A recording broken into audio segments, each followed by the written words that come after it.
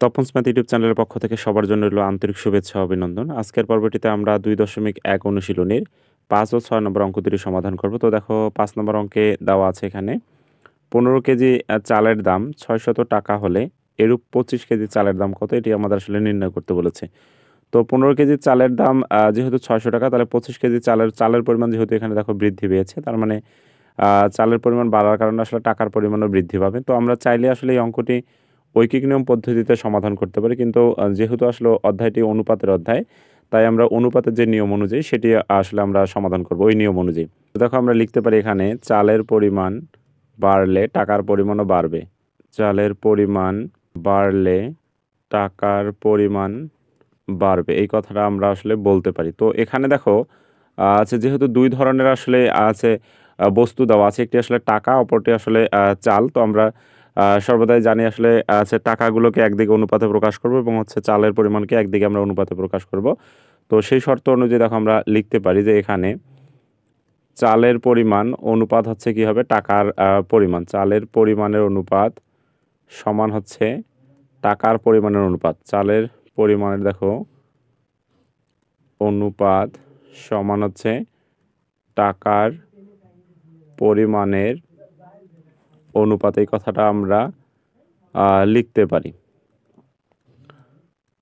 তো এরপর দেখো যেহেতু আসলে চালের পরিমাণ আসলে ২ ধরনের দেওয়া আছে, একটি আসলে ২৫ কেজি, অপরটি ১৫ কেজি। তাহলে আমরা লিখতে পারি ১৫ অনুপাত হচ্ছে ২৫ সমান হচ্ছে ১৫-র জায়গায় দেখো আমরা ১৫ কেজির যে দাম অর্থাৎ ৬০০ টাকা, সেই ৬০০ টাকা দিয়ে দিচ্ছি। অনুপাত দেখো ২৫-এর জায়গায় দেখো ২৫ কেজির যে দাম সেটি আমরা লিখব। যেহেতু ২৫ কেজির দাম আমরা জানি না, তাহলে লিখতে পারি ২৫ কেজি চালের দাম, এই কথাটাই আমরা জাস্ট এখানে লিখে দেব।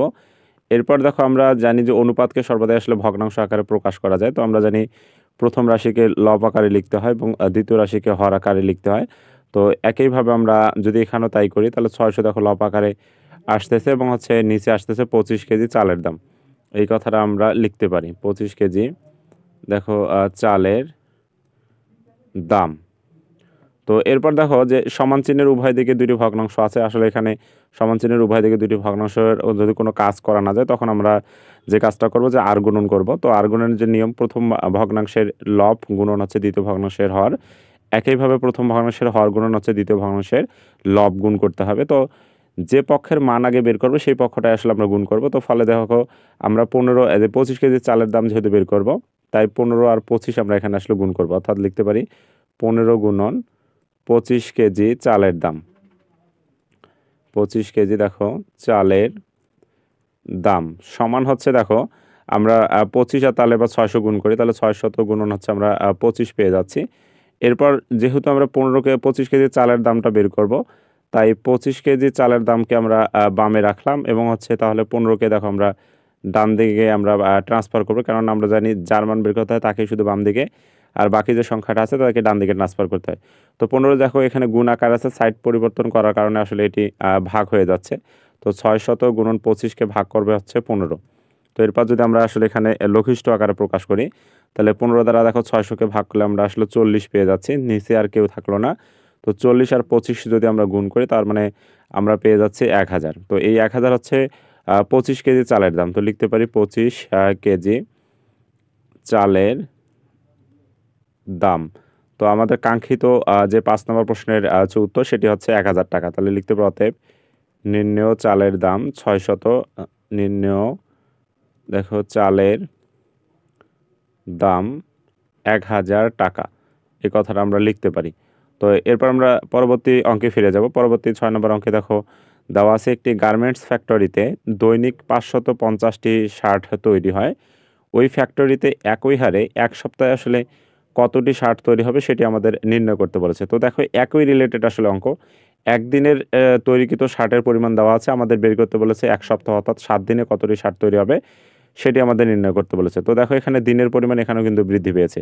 তো একদিনের দেওয়া আছে, ৭ দিনের বের করতে হবে যেহেতু, তার মানে দেখো এখানে দিনের পরিমাণ বাড়লে আমরাও বলতে পারি যে শার্টের যে পরিমাণটা সেটি কিন্তু বৃদ্ধি পাবে। তো একইভাবে আমরা আসলে অনুপাতে সাজায় নিয়ে আসলে এটি সমাধান করব। তাহলে লিখতে পারি এখানে প্রথমেই হচ্ছে দেখো এখানে ১ সপ্তাহ যেহেতু দেওয়া আছে, এই সপ্তাহটাকে আমরা আসলে দিনে প্রকাশ করব।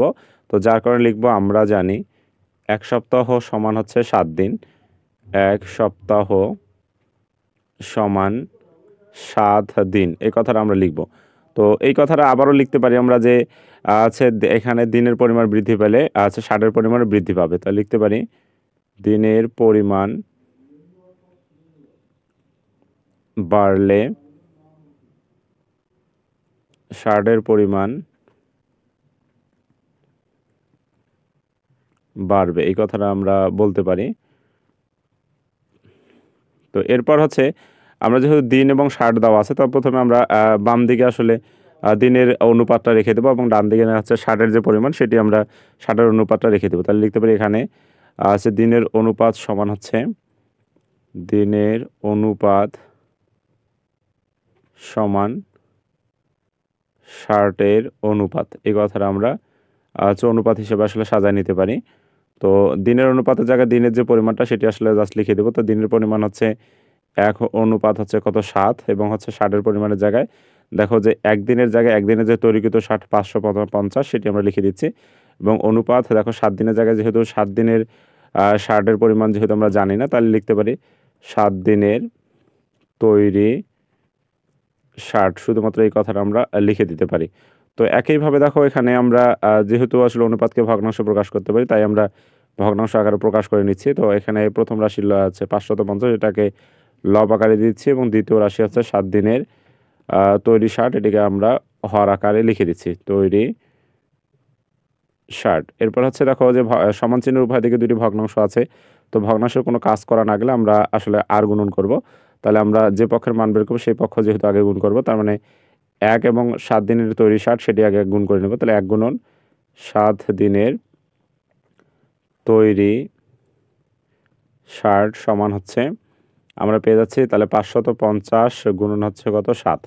তো এরপর আমরা যদি 1 দ্বারা 7 দিনের তৈরি 60কে আমরা গুণ দিই, তার মানে অর্থাৎ আমরা শুধুমাত্র 7 দিনের তৈরি 60ই পেয়ে যাচ্ছি। তাহলে লিখতে পারি অতএব 7 দিনের তৈরি 60 সমান দেখো 550 যদি 7 গুণ করি তাহলে আমরা কত পাই, তাহলে 550 গুণন 7 সমান দেখো 3850 চলে আসতেছে, অর্থাৎ আমরা এখানে লিখতে পারি 3850। তো আমাদের কাঙ্ক্ষিত যে সমাধানটি সেটি আমরা পেয়ে গেছি ইতিমধ্যে, অর্থাৎ 3850টি 60। তাহলে লিখতে পারি নির্ণেয় 60-এর পরিমাণ 3850, এতটি।